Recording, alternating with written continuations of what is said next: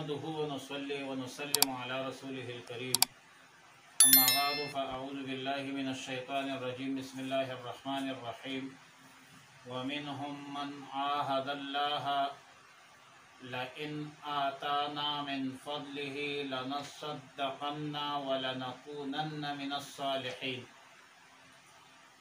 پارہ نمبر 10 سورہ توبہ، رکوع نمبر 10، آیت نمبر 75، 76، 77، 78، 79 اور 80۔ وَمِنْهُمْ مَنْ عَاهَدَ اللَّهَ، اور ان میں بعض ایسے ہیں جو اللہ سے عہد کرتے ہیں۔ لَئِنْ آتَانَا مِنْ فَضْلِهِ، کہ اگر اللہ نے ہمیں اپنے فضل سے عطا فرمایا، لَنَصَّدَّقَنَّ، تو ہم ضرور بے ضرور خیرات کریں گے، وَلَنَكُونَنَّ مِنَ الصَّالِحِينَ،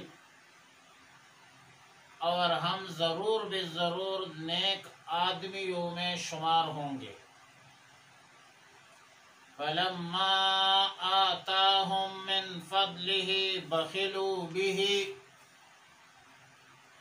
پس جب اللہ نے ان کو اپنے فضل سے عطا فرمایا، بَخِلُوا بِهِ، تو اس میں کنجوسی کرنے لگے، وَتَوَلَّوْا، اور اعراض کرتے ہوئے، وَهُمْ مُعْرِضُونَ، اسی حال میں کہ وہ روگردانی کر گئے۔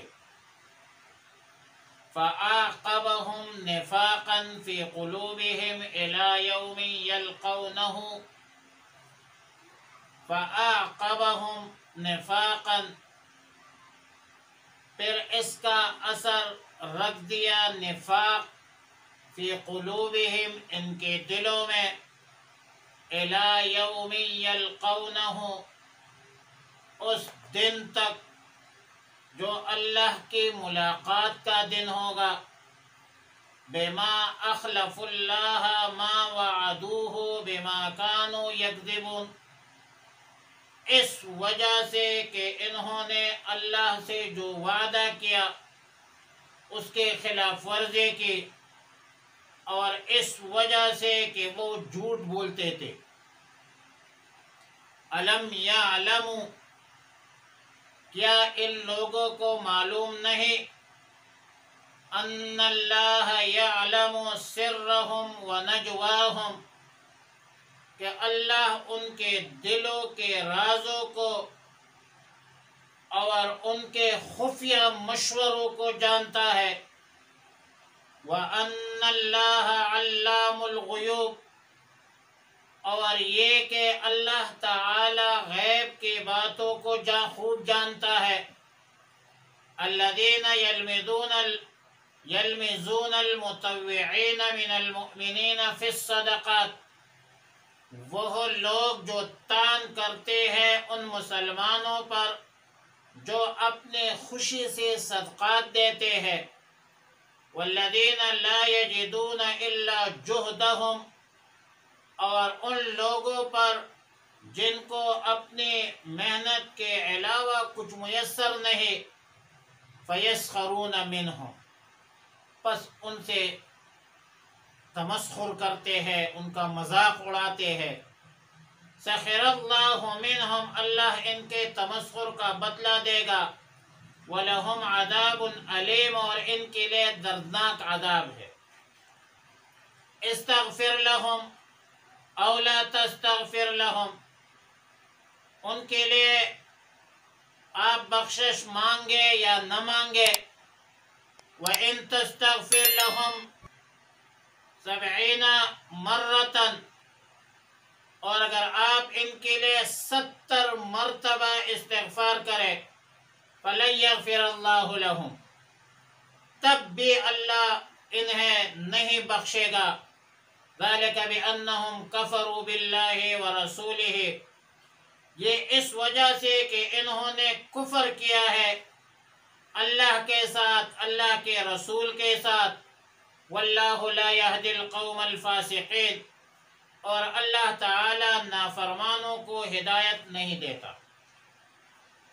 آیت نمبر 75 وَمِنْهُمْ مَنْ عَاهَدَ اللَّهَ کے حوالے سے ایک خاص واقعہ کی طرف اشارہ ہے جو ابن جریر، ابن ابی حاتم، ابن مردویہ اور امام طبرانی، امام بیہقی نے حضرت ابو امامۃ الباہلی رضی اللہ تعالیٰ عنہ سے روایت نقل کی ہے کہ ایک شخص ثعلبہ ابن حاتب انصاری رسول اللہ صلی اللہ علیہ وسلم کی خدمت اقدس میں حاضر ہوا اور درخواست کی کہ یا رسول اللہ صلی اللہ علیہ وسلم آپ میرے لیے دعا فرما دیجئے کہ میں مالدار ہو جاؤں. تو رسول اللہ صلی اللہ علیہ وسلم نے فرمایا کہ کیا تم کو میرا طریقہ پسند نہیں ہے؟ قسم ہے اس ذات کے جس کے قبضے قدرت میں میری جان ہے، اگر میں چاہتا تو مدینہ منورہ کے پہاڑ سونا بن کر میرے ساتھ پھرا کرتے تھے، مگر مجھے ایسی مالداری پسند نہیں ہے. پھر یہ شخص چلا گیا، دوبارہ آیا اور پھر یہی درخواست کی اور ساتھ ایک معاہدہ کی شکل بھی پیش کی کہ اگر مجھے ایسی مالداری نصیب ہو جائے، مجھے ایسا مال مل جائے، دولت مل جائے، تو میں ہر حق والے کو اس کا حق پہنچاؤں گا. رسول اللہ صلی اللہ علیہ وسلم نے دعا کی اور دعا کے برکت سے بے پناہ بکریوں کے مالک بن گئے. اتنا مالدار ہوا، اتنے زیادہ بکریوں کا مالک بنا کہ مدینہ منورہ میں جگہ تنگ ہوئی تو باہر چلا گیا اور ظہر عصر کے 2 نمازیں مدینہ منورہ میں آ کر رسول اللہ صلی اللہ علیہ وسلم کے ساتھ پڑھتے تھے، باقی نمازیں جنگل میں پڑھتے تھے. پھر ان بکریوں میں مزید اضافہ ہوا، پھر یہ صرف جمعے کے نماز کے لیے مدینہ منورہ تشریف لاتے تھے. مال مویشی میں اور اضافہ ہوا تو انہوں نے جمعے کی نماز بھی پڑھنا چھوڑ دی. کچھ عرصہ بعد رسول اللہ صلی اللہ علیہ وسلم نے اس کا حال دریافت کیا تو لوگوں نے بتایا کہ وہ تو بہت مالدار بن گیا ہے، وہ تو بہت مالدار ہو گیا ہے، اب وہ شہر میں ان کے بکریوں کی گنجائش نہیں ہے، اب وہ یہاں نظر نہیں آتا. رسول اللہ مبارک صلی اللہ علیہ وسلم نے 3 مرتبہ فرمایا یا ویحا ثعلبہ، ثعلبہ آپ پر بہت افسوس ہوا.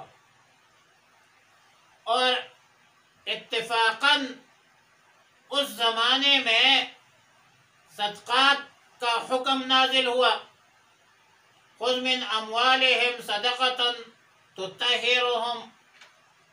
رسول اللہ صلی اللہ علیہ وسلم نے صدقات کے اصول کے لیے ثعلبہ کے پاس 2 شخصوں کو بھیجا، عاملین جس کو کہتے ہیں. اور جب وہ ثعلبہ کے پاس پہنچ گئے، رسول اللہ صلی اللہ علیہ وسلم کا حکم دکھایا تو ثعلبہ کہنے لگا کہ یہ تو جزیہ ہے، یہ تو غیر مسلموں سے لیا جاتا ہے، اور دونوں عاملین کو بھیج دیا. اور پھر کہتے میں غور کرتا ہوں. پھر یہ دونوں حضرات ایک دوسرے شخص حضرت سلیمی کے پاس رضی اللہ تعالیٰ عنہ کے پاس گئے. ان کے مال مویشی میں سے جو بہتر تھے جانور لے کر خود ان دونوں قاصدوں کے ساتھ رسول اللہ مبارک صلی اللہ علیہ وسلم کے پاس پہنچ گیا۔ پھر دوسرے مسلمانوں سے صدقات وصول کرتے کرتے ایک دفعہ پھر ثعلبہ کے پاس پہنچ گئے تو کہنے لگا، ثعلبہ کہتے ہیں کہ یہ ایک جزیہ ہے اور مجھے اس پر مزید غور و فکر کی ضرورت ہے اور مجھے اس پر غور فکر کرنے دو۔ جب یہ قاصدین مدینہ منورہ پہنچ گئے، رسول اللہ صلی اللہ علیہ وسلم کی خدمت اقدس میں حاضر ہوئے تو احوال پوچھنے کے بعد فرمایا کہ یا ویحا ثعلبہ، یا ویحا ثعلبہ، یا ویحا ثعلبہ، ثعلبہ آپ پر بہت افسوس ہے، یا ثعلبہ آپ پر بہت زیادہ افسوس ہے کہ آپ نے میرے عاملین کو اس حالت میں خالی ہاتھ بھیج دیا اور تم کہتے ہو کہ مجھے اس پر غور و فکر کرنے دو۔ پھر اس پر حوالے سے آیات کریمہ نازل ہوئی۔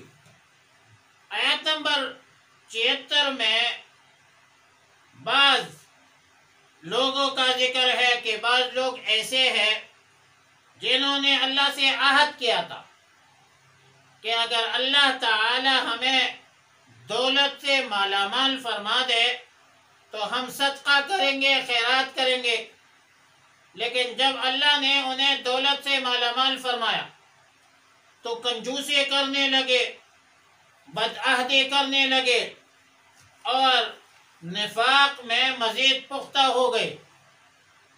ابن جریر نے لکھا ہے کہ نزول آیت کے بعد، اس آیت کے نزول کے بعد ثعلبہ مدینہ منورہ حاضر ہوا رسول اللہ صلی اللہ علیہ وسلم کی خدمت اقدس میں کہ یا رسول اللہ صلی اللہ علیہ وسلم میرا صدقہ قبول کیجئے، لیکن رسول اللہ صلی اللہ علیہ وسلم نے انکار کیا۔ پھر سیدنا ابو بکر صدیق رضی اللہ تعالیٰ عنہ کے زمانے خلافت میں دور صدیقی میں آیا کہ میرے صدقات قبول کیجئے، ابو بکر صدیق نے انکار کیا۔ پھر دور فاروقی میں سیدنا عمر بن الخطاب رضی اللہ تعالیٰ عنہ کے زمانے خلافت میں دوبارہ آیا، عمر فاروق رضی اللہ تعالیٰ عنہ نے انکار کیا اور ان کے صدقات کو قبول نہیں کیا۔ پھر سیدنا عثمان بن عفان رضی اللہ تعالیٰ عنہ کے دور خلافت میں آیا، صدقات پیش کی، سیدنا عثمان بن عفان نے بھی انکار کیا اور اسی عرصہ میں خلافت سیدنا عثمان بن عفان میں یہ عثمانی خلافت میں پھر یہ جو ہے وہ فوت بھی ہو گئی۔ لیکن یہاں پر ایک چھوٹا سا سوال ہے کہ ثعلبہ جب تائب ہو کر حاضر ہوا تو اس کے توبہ کو کیوں قبول نہیں کیا گیا؟ اس کے توبہ کیوں قبول نہیں ہوئی؟ لیکن ظاہر ہے کہ قطعی طور پر جب اللہ نے منافق قرار دے دیا تو ان کے صدقات قبول کرنا جو ہے یہ حکم الہی کی خلاف ورزی تھی، کیونکہ ثعلبہ نے اللہ کے ساتھ وعدہ کیا تھا اور اللہ کے ساتھ وعدہ خلافی کیا تھا، وعدہ کر کے مخالفت کی اور جھوٹ بولتے تھے۔ آیت نمبر 78 میں فرمایا کہ انہیں یہ علم نہیں ہے کہ اللہ ان کے دلوں کے خفیہ رازوں کو بھی جانتا ہے اور خوب جانتا ہے، ان کے مشوروں کو بھی اللہ تعالی جانتا ہے اور اللہ تعالی علام الغیوب ہے۔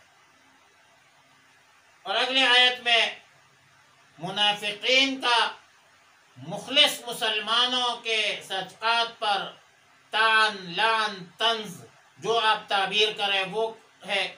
اور صحیح بخاری شریف میں، بخاری شریف جلد 2 صفحہ نمبر 673 میں سیدنا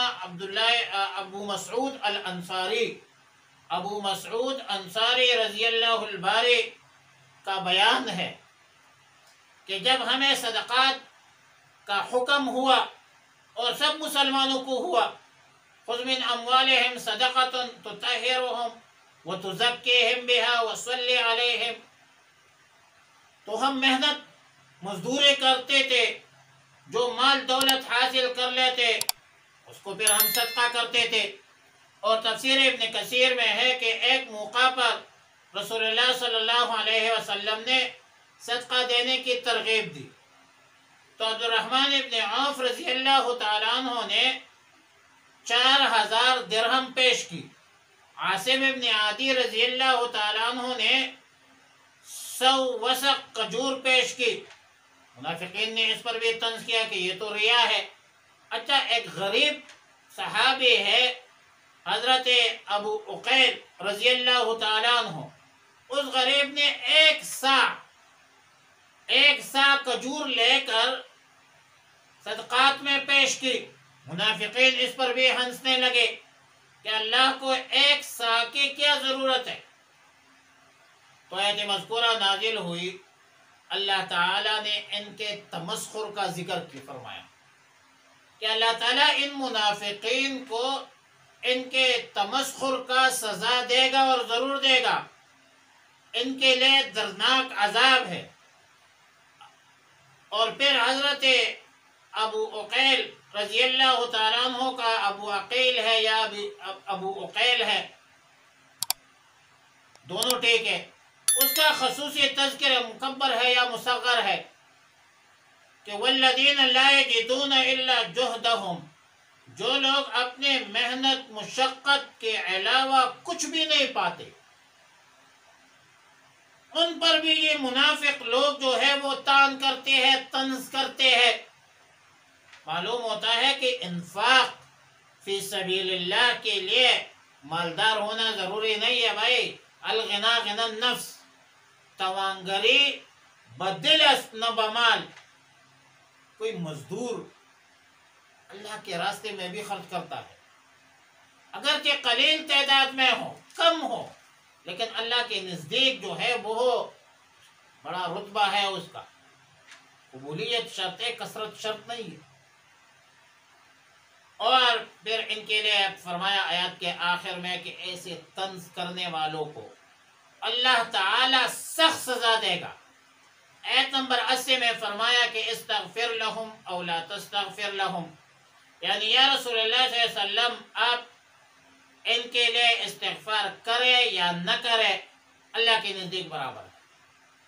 وجہ یہ ہے کہ یہ منافقین بظاہر اگرچہ ایمان کا دعویٰ کرتے ہیں، لیکن ان کے دلوں میں نفاق ہے، اسلام کے خلاف سازشوں میں مصروف رہتے ہیں، لہذا آخرت میں ان بدبختوں کے ساتھ کفار والا معاملہ ہوگا۔ اور سورہ منافقین میں ہے سواء علیہم استغفرت لہم ام لم تستغفر لہم، اگر آپ ان کے لیے مغفرت مانگے یا نہ مانگے برابر ہے۔ اگر ان کے لیے 70 مرتبہ بھی مغفرت طلب کرے تو اللہ تعالی پھر بھی ان بدبختوں کی مغفرت نہیں فرمائے گا۔ وجہ یہ ہے کہ ذالک بانہم کفروا باللہ ورسولہ، انہوں نے اللہ اور اللہ کے رسول کے ساتھ کفر کیا ہے۔ واللہ لا یہدی القوم الفاسقین، اللہ تعالی نافرمانوں کو ہدایت نہیں دیتا۔ وآخر دعوانا ان الحمد للہ رب العالمین۔